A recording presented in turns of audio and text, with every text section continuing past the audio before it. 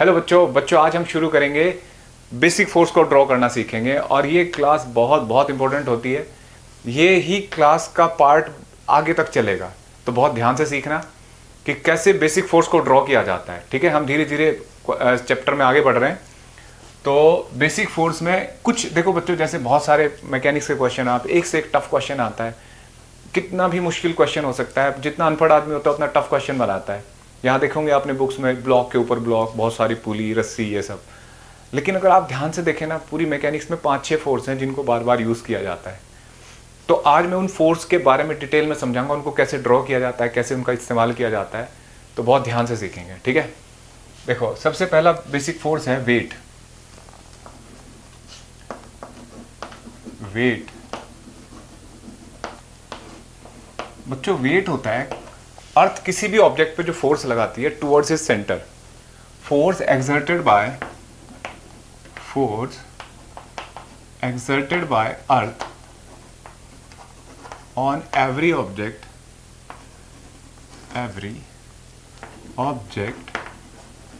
towards its center। ठीक है, उसके सेंटर की तरफ। अब देखो, और हमेशा ये सेंटर ऑफ ग्रेविटी वर्ड पे लगता है। अभी हमें सेंटर ऑफ ग्रेविटी ज़्यादा नहीं पता, बस ये मान लेंगे कि अर्थ का ऑब्जेक्ट का सेंटर, उस पे ये फोर्स लग रहा है। ठीक है, कैसे ड्रॉ किया जाता है? देखो बच्चों, जैसे कोई ऑब्जेक्ट रखा है, कैसी शेप का हो, हमेशा ऑब्जेक्ट वेट नीचे की तरफ। अब जैसे अगर मैं कहूँ ये अर्थ है, ठीक है, यहाँ एक ऑब्जेक्ट है, तो सेंटर तो ये हुआ, तो अर्थ उस पर फोर्स कैसे लगेगा? टुवर्ड्स द सेंटर ना। यहाँ रखा है तो ऐसे। जनरली ये तो हम ऐसे देखते नहीं, हम तो ऐसे सरफेस पे कोई ऑब्जेक्ट रखा हो उस पर वेट देखते हैं। तो mg क्यों बनाया नीचे की तरफ? हमने सेंटर की तरफ क्यों नहीं बनाया? भाई वेट जो है सेंटर की तरफ बनाना है अर्थ के, तो हमने ऐसे बोल दिया कि mg ऐसे लग रहा है। किस बेस पे? देखो जैसे मैं यहाँ खड़ा हूँ, मैं पूछूँ कि यार इस रूम में अर्थ का सेंटर कैसे ढूंढा जाए, तो आप सोचो, आप अर्थ पे खड़े हो, तो जो भी आप लाइन पास करो अपने नीचे बिल्कुल ऐसे जा रही हो, वो सेंटर ऑफ अर्थ से नहीं गुजरेगी। भाई हम कहीं ना कहीं तो खड़े ही होंगे ना अर्थ पे। जैसे हम यहाँ खड़े हैं, तो ये लाइन अगर पास करे तो सीधे अर्थ के सेंटर से गुजर रही है। कोई यहाँ खड़ा है तो अर्थ के सेंटर से गुजर रही है लाइन, यहाँ खड़ा है तो उसके नीचे ऐसे अर्थ के सेंटर से गुजर रही है। तो अर्थ के सेंटर से सारी लाइनें गुजरेंगी। ठीक है, तो देखो ये mg, अगर कैसी शेप का है, ये ऐसी शेप का है तो भी वेट इसका mg। ठीक है, ऐसे है तो भी वेट mg। इंक्लाइंड प्लेन पे रखा है तो भी कोई बात नहीं, वेट बिल्कुल सीधा नीचे की तरफ ही बनेगा mg। ठीक है, कैसी शेप का हो, ऐसी शेप है तो भी mg। ठीक है, तो ये केस को तो हम जनरली यूज नहीं करते इस चैप्टर में। याद हमेशा रखना है कि अर्थ के सेंटर की तरफ ही लगेगा। ठीक है, तो ये वेट की डायरेक्शन सीखी। अब क्वेश्चन ये आता है कि सर ये तो एक्शन है, रिएक्शन क्या होगा? भाई हर एक्शन का एक रिएक्शन होता है ना। तो रिएक्शन इसका बच्चों, ये वेट है, इस पर नीचे की तरफ लगा, इसका जो रिएक्शन होगा वो अर्थ के सेंटर पे लगेगा, और किधर की तरफ? ऊपर की तरफ। ठीक है, तो अर्थ के सेंटर की तरफ। जैसे फॉर एग्जांपल ये अर्थ है, ये ऑब्जेक्ट पे वेट लग रहा है mg, तो अर्थ के सेंटर पे एक वेट लगेगा mg ऊपर की तरफ। ठीक है, ऊपर की तरफ, तो ये अर्थ के सेंटर पे लगेगा। तो इस तरीके से, लेकिन यहाँ अर्थ का सेंटर कहाँ मेंशन करें भाई? ये अच्छा एक बात बताओ, जिस पे कोई ऑब्जेक्ट रखा होता है वो होता है ग्राउंड, समझ रहे हो? ग्राउंड होता है, इसको अर्थ नहीं बोलेंगे। मैं जहाँ खड़ा हूँ वो मेरे नीचे अर्थ तो है, लेकिन मैं तो छत पे खड़ा हूँ, है ना, या किसी टाइल पे खड़ा हूँ या बॉक्स पे खड़ा हूँ। आप बैठे हैं, आप बेंच पे बैठे हैं, तो जिस ऑब्जेक्ट पे रखे हम, या ऑब्जेक्ट रखा है जिस सरफेस पे, उसको ग्राउंड बोलते हैं, ना कि अर्थ। ठीक है, तो ये mg उस पर लग रहा है, तो इसका रिएक्शन, ये mg किसने लगाया है? अर्थ ने लगाया ना इस ऑब्जेक्ट के ऊपर, तो इसका रिएक्शन अर्थ के सेंटर पे लग रहा होगा। जैसे आप यहाँ आपने ऑब्जेक्ट रखा है mg, तो अर्थ के सेंटर पे लग रहा हो, तो उसको नहीं मेंशन कर सकते ना इस डायग्राम में। जितने भी फोर्स मैं फिजिक्स में सिखाऊंगा सबका एक्शन रिएक्शन एक साथ सिखाऊंगा, लेकिन इस फोर्स में मजबूर हो जाते हैं हम, इसमें केवल एक्शन दिखा रहे हैं। अर्थ ने जो ऑब्जेक्ट पे फोर्स लगाया, रिएक्शन नहीं दिखा रहे हैं। ठीक है, देखो बच्चों, अब जैसे कुछ और केस, एक ऑब्जेक्ट ऐसे हैंग कर रहे हैं, ठीक है, इस पे वेट बनाना है, तो डाउनवर्ड। ठीक, दो लाई कर रहे हैं ऐसे, m1 m2, तो इसका अपना वेट m1g, इसका m2g। यहाँ आपको डाउट हो सकता है कि सर ये कैसे, यहाँ पे तो इसका वेट m1 प्लस m2 होगा, यहाँ पे m2 ना, ये अपने वेट है भाई। ऐसा हो सकता है जैसे एक बंदर है, उस बंदर ने दूसरे बंदर की पूंछ पकड़ रखी है, एक बंदर ने दूसरे की, इसका वेट है 40 किलो, इसका है 20 किलो। क्या ऐसा हो जाएगा इसका वेट इसमें चला जाए या उसका वेट इसमें आ जाए? नहीं हो सकता ना। इसका मतलब जो फोर्स जिस पे लग रहा है उस पे शो किया जाएगा, इसका अपना वेट है, इसका अपना वेट है। जो ऐसा हो सकता है इसके हाथों में टेंशन बढ़ जाए, तो वो टेंशन क्यों बढ़ी है? क्योंकि यहाँ डबल वेट हो गया है ना, इसका भी जुड़ रहा है इसका भी, तो वो टेंशन कम ज़्यादा हो सकती है। तो इस रस्सी में टेंशन हो सकती है m1 प्लस m2, जो भी पढ़ेंगे हम टेंशन। वेट हमेशा ऐसे ही बनाना है जितने ऑब्जेक्ट हो, कभी भी ऐसे जोड़ मत देना। इनको वेरीफाई भी करेंगे, इन बातों को सॉल्व करेंगे क्वेश्चन, तब और समझ में आएगा। लेकिन अभी ये बात याद कर लो कि सबके अपने वेट बनेंगे, ठीक है, ऐसे, ठीक। देखो बच्चों, नेक्स्ट पॉइंट। अब इसी में अगर मान लो ऐसे रखा हो वेट, ये m1 ये m2, तो इसका अपना वेट होगा और इसका अपना वेट होगा। क्लियर? m1g और m2g सबके अपने वेट होंगे, ठीक है। समझ आया बच्चों? देखो m1g m2g, अगर सब 3-4 रखे हो, कितने ही रखे हो यार, ठीक है, सबके अपने। जैसे इसका m1 है, इसका मास m2 है तो m2g, और इसका वेट m3g, ठीक है। समझा बच्चों? तो m इंटू जी वेट होता है और ये हमेशा अर्थ के सेंटर पे लगता है, हमेशा डाउनवर्ड बनेगा।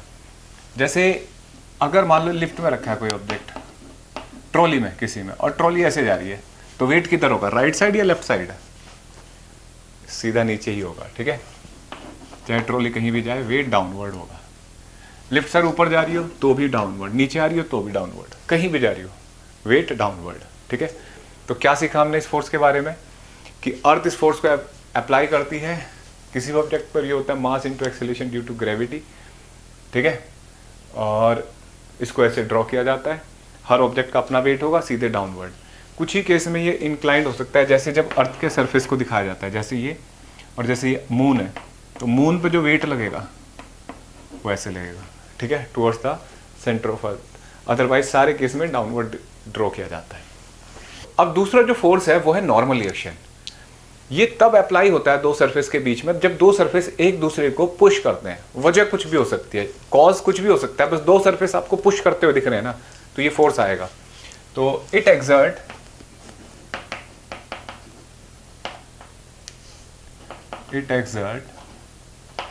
between two surface when they push each other।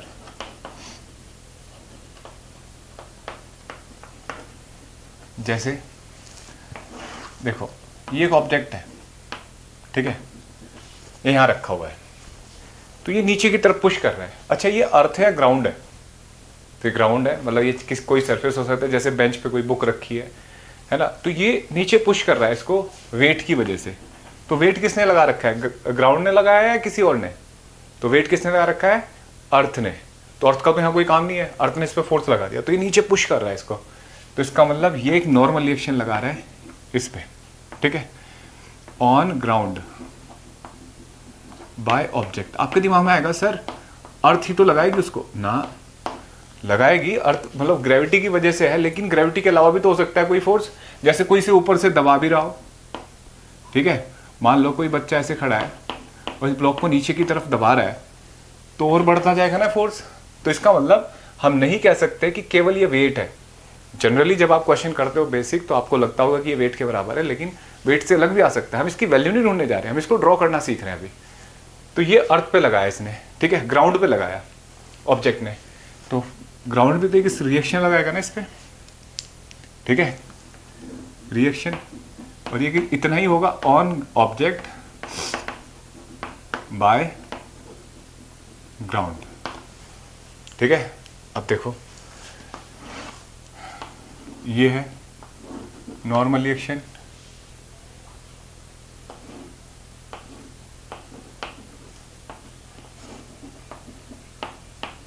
On object by ground, और ये क्या है, ऑन ग्राउंड बाय ऑब्जेक्ट। अच्छा ये ध्यान देना, ये जनरली जब ये स्फेरिकल ऑब्जेक्ट होता है तो ये हमेशा ना सेंटर से गुजर के जाएगा, ध्यान रखनी है बात, ठीक है, सेंटर से गुजर के जाएगा, क्योंकि स्फेरिकल परपेंडिकुलर होगा, कॉमन सरफेस के परपेंडिकुलर दो एरो बनाए तो ये हमेशा 90 से गुजरता है। अच्छा अब देखो ऐसे ही ये एंगल थीटा, यहाँ ऑब्जेक्ट रख दिया तो कॉमन सरफेस ऐसे है ना, तो परपेंडिकुलर ऐसे जाएगा, ठीक है, स्फेरिकल है तो भी ऐसे जाएगा, ठीक है, इस तरीके से परपेंडिकुलर केस बनेगा। अब देखो अगर मान लो जैसे ये कोई रॉड है ऐसे रखी हुई है, ठीक है, तो यहां भी नॉर्मल रिएक्शन लगेंगे और इस पे अलग, इस पे अलग। हमेशा दो एरो बनाने हैं बच्चों इस फोर्स में, तो ध्यान रखना हमेशा, ठीक है, ऐसे भाई दो सरफेस पुश कर रहे हैं। अच्छा ये कारण क्या होता होगा, इस फोर्स की वजह क्या होती होगी, तो मॉलिक्यूलर फोर्स, जब आप दबा रहे हो, जैसे मैं इन दोनों हाथों का ऐसे दबा रहा हूँ तो हाथों के मॉलिक्यूल दबते जा रहे हैं, स्प्रिंग की तरह है वो, तो उनके बीच में रिपल्सिव फोर्स पैदा होता है, वो रिपल्सिव फोर्स है ये, ठीक है।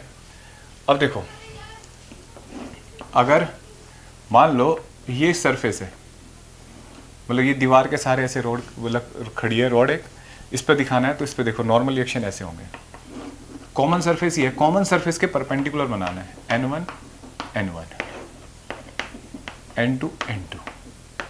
मुझे बताओ बच्चों ये किस पे लगा है, ऑन रॉड, ठीक है, बाय ग्राउंड, और ये किस पे लगा है, ऑन रॉड बाय वॉल, ठीक है, ऐसे, और ये ऑन वॉल बाय रॉड, ये वाला, और ये ऑन ग्राउंड बाय रॉड, ठीक, इस तरीके से। अब देखो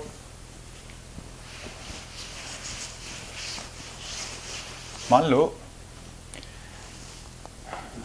ये कोई आदमी है, ये ऐसे चल रहा है, ठीक है, तो यहाँ पे भी नॉर्मल रिएक्शन दिखा सकते हो आप, और ध्यान देना ये नॉर्मल रिएक्शन N1 N1, ये N2 और ये N2, ठीक है, ये दोनों नॉर्मल रिएक्शन किस पे लग रहे हैं, आदमी के ऊपर, किससे, ग्राउंड से, और ग्राउंड के ऊपर जो लग रहे हैं आदमी से लग रहे हैं ये दो नॉर्मल रिएक्शन, ठीक है। जैसे ये गाड़ी है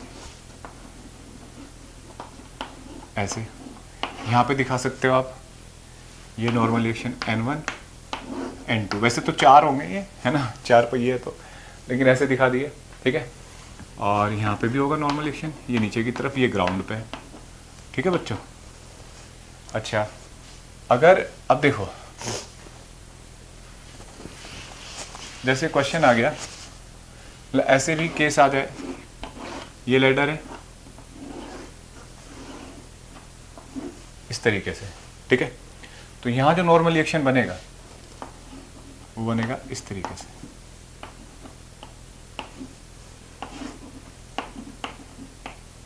N डैश और N डैश, ये और साथ में ये नॉर्मल रिएक्शन, यहाँ कॉमन सरफेस ऐसे है ना तो ऐसे बनेगा, ठीक है, तो कॉमन सरफेस के परपेंडिकुलर बनाना है। ये दोनों रिएक्शन है रोड पे लग रहे हैं और ये सपोर्ट पे और ये ग्राउंड पे, ठीक है। देखो बच्चों नेक्स्ट देखो यहाँ एक नॉर्मल रिएक्शन लग रहा है N1, ये N1, ये N2, ये N2, ठीक है। मुझे बताओ बच्चों और कोई नॉर्मल रिएक्शन है यहाँ, सोचो, यहाँ होगा नहीं होगा, तो आप में से बहुत सारे सोच रहे होंगे कि हाँ होगा सर, लेकिन नहीं। जैसे जब दो ऑब्जेक्ट जो होते हैं अगर उन्हें पास पास रख दिया तो जरूरी नहीं कि वो रिपेल करें। भाई ये दो ऑब्जेक्ट रखे हैं, जैसे ये अलमीरा रखी है, दो अलमीरा रखी हैं, क्या वो एक दूसरे को धक्का दे रही होंगी, लड़ रही होंगी आपस में, हैं? ऐसा तो नहीं होगा ना। तो ये दो अलमीरा सोच लो, तो पुश तो नहीं कर रही है ना ये फोर्स। अब कुछ बच्चों को गलतफहमी हो जाती है, क्या सोचते हैं कि जब वो कॉन्टैक्ट में आएंगे दो ऑब्जेक्ट तब ये फोर्स लगता है, नहीं, कॉन्टैक्ट में आने से नहीं होता, जब ये दो पुश करते हैं एक दूसरे को तब ये फोर्स आता है। तो अगर पुश कर रहे हैं तो नहीं होगा ये फोर्स, ठीक है। तो अभी पुश नहीं कर रहे हैं, ये पुश करेंगे तो ही आएगा, तो नहीं करने हैं ये पुश।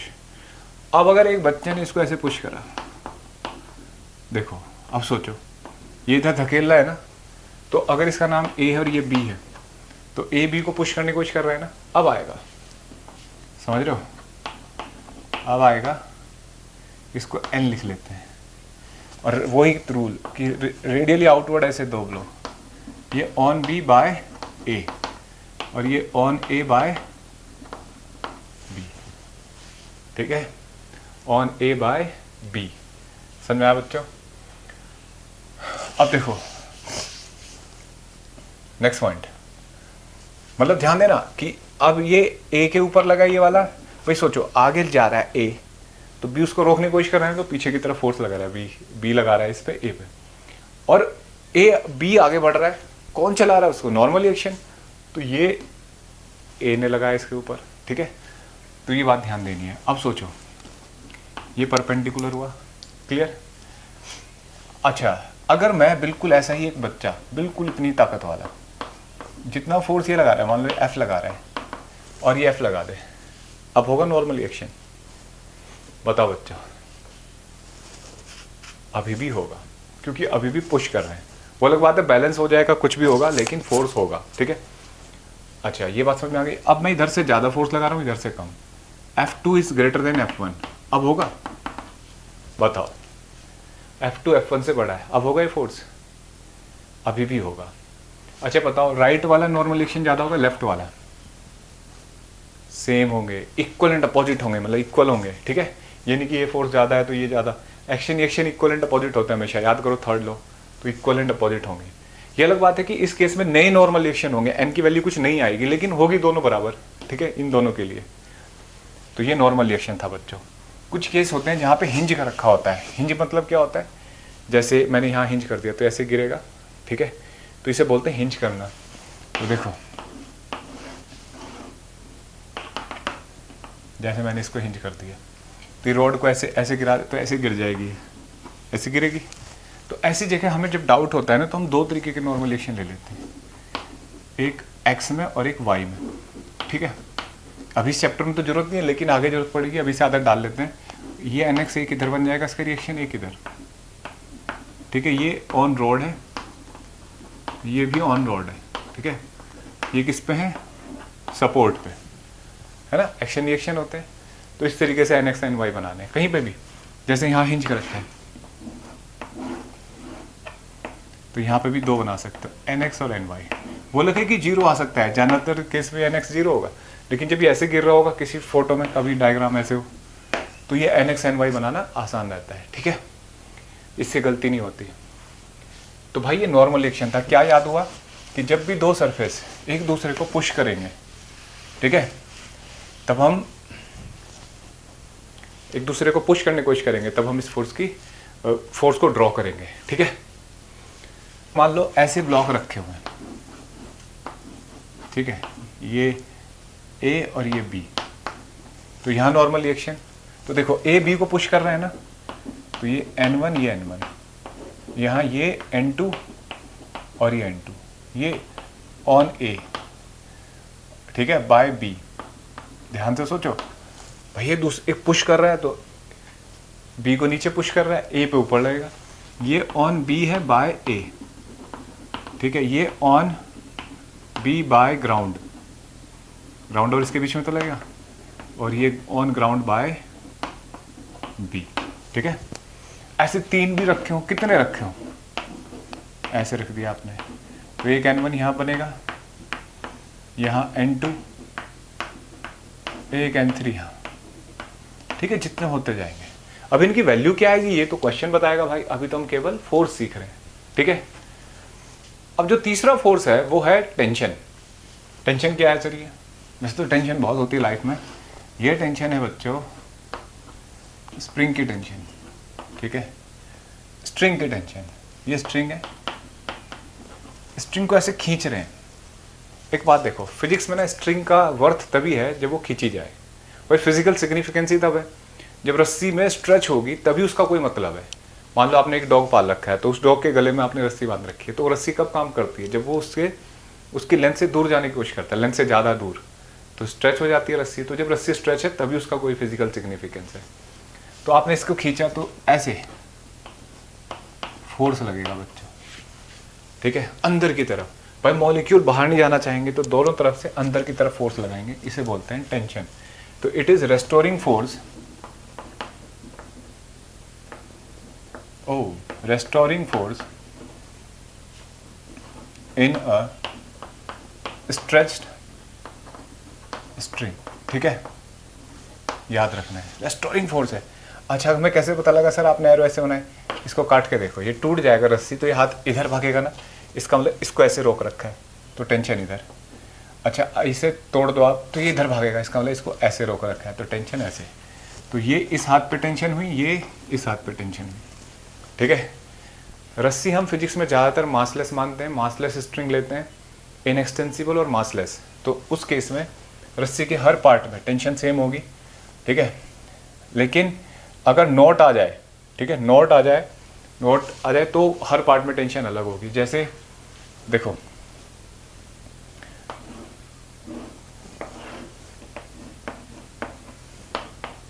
तो यहाँ नोट आ गई ना, तो इस पार्ट में टेंशन अलग, इसमें अलग, इसमें अलग, दो एरो एक दूसरे की तरफ फेस करते हुए।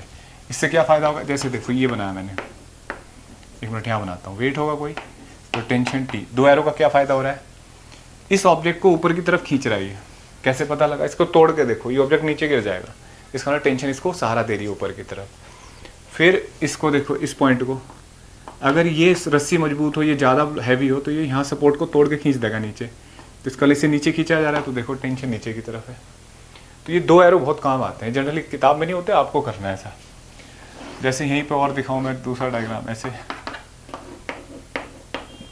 तो यहाँ पे भी टेंशन अलग अलग, T1 T2 T3, ठीक है। जैसे आपको लगे नोट आ गई रस्सी में तो भाई टेंशन अलग, मास आ जाए, अगर बीच में मास आ गया तो टेंशन अलग। जैसे देखो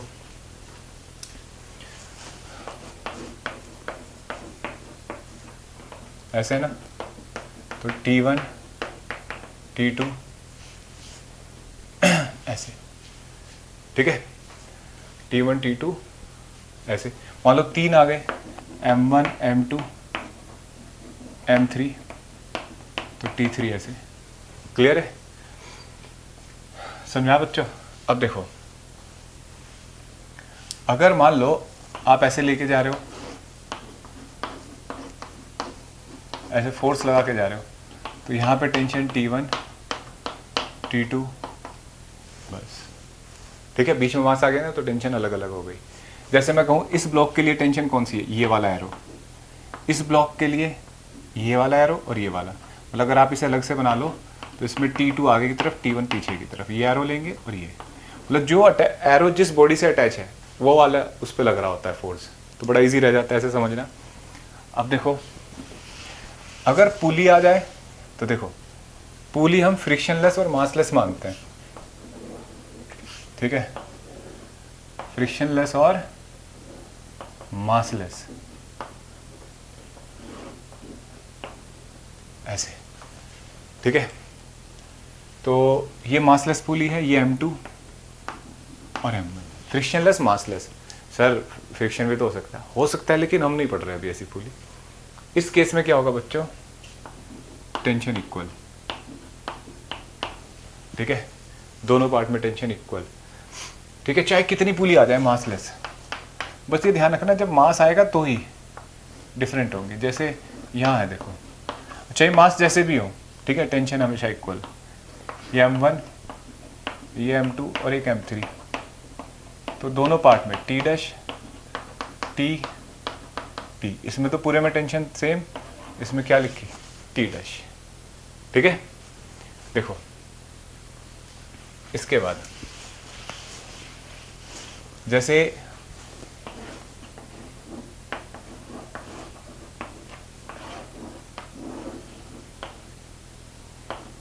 इस तरीके से, ठीक है, मान लो ऐसे बना रखा है, तो देखो एक ही रस्सी है ना ये, ठीक है, तो इसके हर पार्ट में टेंशन क्या होगी बच्चा? सेम, ठीक है। हर पार्ट में टेंशन सेम। अगर पुली के पास मास हुआ तो ही हर पार्ट में टेंशन अलग लेंगे, अदरवाइज नहीं। तो इस चैप्टर में मास नहीं होता पुली में, क्योंकि फिर उसकी इनर्शिया रोटेशन भी हम काउंट करते हैं, तो रोटेटरी मोशन चैप्टर में हम वहाँ मानेंगे, तब टेंशन अलग लेंगे, ठीक है। और वो क्यों लेंगे तब समझाया जाएगा। तो ये था टेंशन बच्चों। अब नेक्स्ट फोर्स होता है स्प्रिंग। स्प्रिंग का फोर्स ये होता क्या है बच्चों? स्प्रिंग होता है कोई ऐसी शेप जो हेलिकल फॉर्म में हो, ऐसे, ठीक है। दो तीन तरीके के स्प्रिंग होते हैं, कि स्पाइरल फॉर्म होती है ये वाला। याद करो बच्चों, आपने टॉय कार देखी होगी बचपन में, इसमें चाबी भरते थे हम, तो ऐसे स्प्रिंग होता था ना, ऐसे स्प्रिंग ये ना एनर्जी को स्टोर कर लेते हैं। आपसे कंप्रेस करके रख दो और छोड़ोगे तो भागेगा, तो एनर्जी स्टोर कर लेते हैं ये।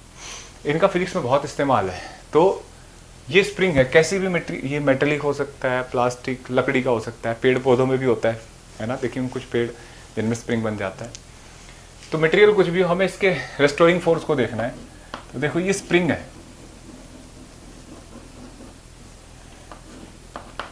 ये भी नेचुरल लेंथ में है, ठीक है। नेचुरल लेंथ होती है जब स्प्रिंग ना तो टेंडेंसी ना हो स्प्रिंग की, कुछ इक्विलिब्रियम में हो, तो L इज नेचुरल लेंथ, ठीक है, ऑफ स्प्रिंग। आपने क्या काम किया, स्प्रिंग को यहां से खींच दिया बाहर की तरफ, तो स्प्रिंग खींचेगा। आप बाहर की तरफ खींच रहे हो इसको, मान लो आपने x डिस्टेंस खींच दिया इसको, ठीक है। तो स्प्रिंग ना अंदर की तरफ एक रेस्टोरिंग फोर्स लगाता है बच्चों। क्लियर? क्यों लगाता है सर? तो उसके मॉलिक्यूल, उसके कॉन्फ़िगरेशन को डिस्टर्ब कर रहे हो आप, तो वो अपोज करेगा। हर सिस्टम अपने कॉन्फ़िगरेशन के चेंज होने का अपोज करता है, अगर वो इक्विलिब्रियम में है तो। एक तरीका ये था कि आपने इसको अंदर की तरफ कंप्रेस करा, ऐसे, ठीक है। आप अंदर की तरफ कंप्रेस कर रहे हो इसको, तो बाहर की तरफ एक रेस्टोरिंग फोर्स लगाएगा। और कितना कंप्रेस कर दिया आपने? x अंदर की तरफ, तो अब ये बाहर की तरफ रेस्टोरिंग फोर्स लगाएगा। मतलब जिधर भी आप इसको लेके आओगे इक्विलिब्रियम से, पोजीशन चेंज करने की कोशिश करोगे, कॉन्फ़िगरेशन चेंज करने की कोशिश करोगे, तो उसका उल्टा इक्विलिब्रियम में जाने की कोशिश करेगा और उल्टा एक रेस्टोरिंग फोर्स लगाएगा, ठीक है। ये रेस्टोरिंग फोर्स बच्चों जैसे जैसे कंप्रेशन या एलोंगेशन बढ़ेगा उसके साथ बढ़ता है। तो रेस्टोरिंग फोर्स ऑब्वियसली, जैसे आपने कभी जिम वगैरह में गए हो तो वहाँ हल्का सा तो कोई भी उसे पुश कर लेता है, पूरा खींचना हो किसी ऑब्जेक्ट को तो बहुत ताकत चाहिए। तो ये रेस्टोरिंग फोर्स वेरिएबल होता है बच्चों, ठीक है, Fr, and that is proportional to x। x क्या है? इलोंगेशन और कंप्रेशन इन द स्प्रिंग, ठीक है। Fr, ठीक है, प्रोपोर्शनल टू माइनस के एक्स आ गया। x क्या है? इलोंगेशन भी हो सकता है और कंप्रेशन भी, मतलब दोनों नाम लिखे जा सकते हैं। जैसे आप इसे 2 सेंटीमीटर इलोंगेट करो या 2 सेंटीमीटर कंप्रेस, दोनों केस में रेस्टोरिंग फोर्स इक्वल होगा। अंदर की तरफ भी उतना ही अपोज करता है, बाहर की तरफ खींचोगे तो भी उतना ही अपोज करता है, ठीक है। K क्या है? इसको बोलते हैं बच्चों स्प्रिंग कांस्टेंट। सर ये क्या बताता है? इसकी यूनिट होगी न्यूटन मीटर इनवर्स। कितना रिजिड है स्प्रिंग, कितना स्टिफ है, बहुत ज़्यादा एफर्ट लगाने पड़ रहे हैं स्प्रिंग को खींचने में, इसका मतलब K की वैल्यू ज़्यादा होगी। कम एफर्ट लगाने पड़ रहे हैं, इसका मतलब K कम है, ठीक है। मतलब रेजिस्टिव नेचर को बताता है ये। तो जैसे जो स्कूटर और बाइक के जो शॉकर होते हैं उनके लिए K बहुत ज़्यादा होता है, उनको खींचना बहुत मुश्किल है ना, दबाना। लेकिन जो पेन का स्प्रिंग होता है, पेन में यूज़ होता है, बॉल पेन में, वो बड़ा इसलिए खींच सकते हो आप, तो इसका मतलब उसका K कम है। जनरली किस फैक्टर पर डिपेंड करता है ये?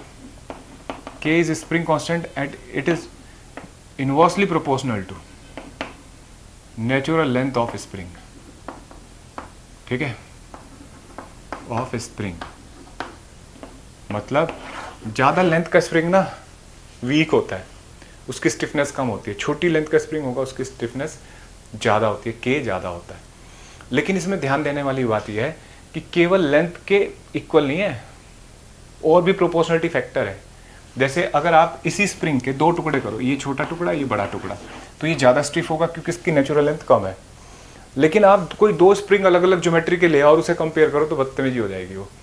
जैसे आप एक बाइक का स्कूटर या बाइक में जो शॉकर होते हैं ना, उसका स्प्रिंग ले आओ, एक पेन का स्प्रिंग, उसकी लेंथ कम है पेन वाले की, तो इसके अकॉर्डिंग तो उसके स्टिफनेस ज़्यादा होनी चाहिए, और बाइक वाले स्कूटर जो शॉकर है उसकी कम होनी चाहिए। लेकिन आपने गलती क्या कर दी, हमने हमने सारे फैक्टर नहीं देखे उस वायर की थिकनेस, मटेरियल। तो जब ये तभी अप्लाई कर सकते हो आप कंसेप्ट को जब बाकी सारे फैक्टर सेम हो, मटेरियल सेम हो, थिकनेस सेम हो वायर की, एरिया क्रॉस सेक्शन सेम हो, सब कुछ सेम हो, तब इससे कंपेयर कर सकते हैं। क्लियर हुई बात? तो ये स्प्रिंग फोर्स है। अब इसका कैसे इस्तेमाल होगा क्वेश्चन में देखेंगे। ये माइनस क्या बता रहे हैं कि हमेशा इलोंगेशन और कंप्रेशन के अपोजिट होता है। ठीक है, इस्तेमाल क्वेश्चन में देखेंगे। अभी जैसे इसके बारे में समझा। लास्ट पॉइंट होता है बच्चों, देखो एक फोर्स बचता है फ्रिक्शन। फ्रिक्शन हम पढ़ेंगे फ्रिक्शन चैप्टर जब शुरू होगा। अब ये क्वेश्चन बहुत ज़्यादा आ जाता है, इसका अलग अलग पार्ट में पूछ लेगा आपसे, जिसको बॉयंस फोर्स बोलते हैं। बॉयंस फोर्स भी अपने आप में एक पूरा चैप्टर है, ठीक है, फ्लूइड मैकेनिक्स में। लेकिन बॉयंस फोर्स को मैं बता देता हूँ, यहीं कुछ क्वेश्चन होंगे हमारे। बॉयंस फोर्स, बॉयंस फोर्स होता है बच्चों जब भी किसी ऑब्जेक्ट को किसी लिक्विड में डुबोया जाता है, लिक्विड यानी फ्लूइड में, एयर भी हो सकती है, ठीक है, जैसे हाइड्रोजन बलून पे लगती है, तो ये ऊपर की तरफ लगता है हमेशा। एयर में हाइड्रोजन बलून पे लगता है ये, और ये होता है वी रो जी। कहाँ से आया, क्यों आया, ये सब उस चैप्टर में पढ़ेंगे। ये हमेशा ऊपर की तरफ लगता है। वी होता है वॉल्यूम ऑफ ऑब्जेक्ट, ठीक है। रो होता है डेंसिटी ऑफ फ्लूइड जिसके अंदर वो डिप कर रखा है, डेंसिटी ऑफ फ्लूइड जिसमें डिप कर रखा है, या मीडियम जैसे एयर में रख रखा है तो एयर फ्लूइड हुआ ना, तो एयर की डेंसिटी। जी ग्रेविटी होती है, ठीक है। यहाँ जो सबसे इंपॉर्टेंट बात है वो ये है कि जो बॉयंस फोर्स है वो मास के इंडिपेंडेंट होता है, मास पे डिपेंड नहीं करता, ठीक है। मतलब ध्यान रखना, जैसे इसमें मैं एक स्टील की बॉल डाल दूं पानी में और एक प्लास्टिक की बॉल, वॉल्यूम दोनों के सेम है तो दोनों पे बॉयंस फोर्स सेम लगेगा। उनकी अपनी डेंसिटी या मास पे डिपेंड नहीं करता। ये डेंसिटी किसकी है, पानी की या लिक्विड की या मीडियम की, ठीक है। ऑब्जेक्ट की डेंसिटी नहीं है ये। तो इसका मतलब अब इस बात को समझ के हम नए नए क्वेश्चन कर सकते हैं इसके। तो ये 4 फोर्स हैं बच्चों जो मैंने आज आपको पढ़ा है। ये मैक्सिमम यूज होते हैं। एक फ्रिक्शन आएगा वो पढ़ेंगे, बस इतने फोर्स हमें आ जाते हैं तो हम बढ़ते जाते हैं, फिर नए नए फोर्स आएंगे, स्यूडो फोर्स, ये सब तो हम इजीली समझ सकते हैं उनको, ठीक है। थैंक यू बच्चों।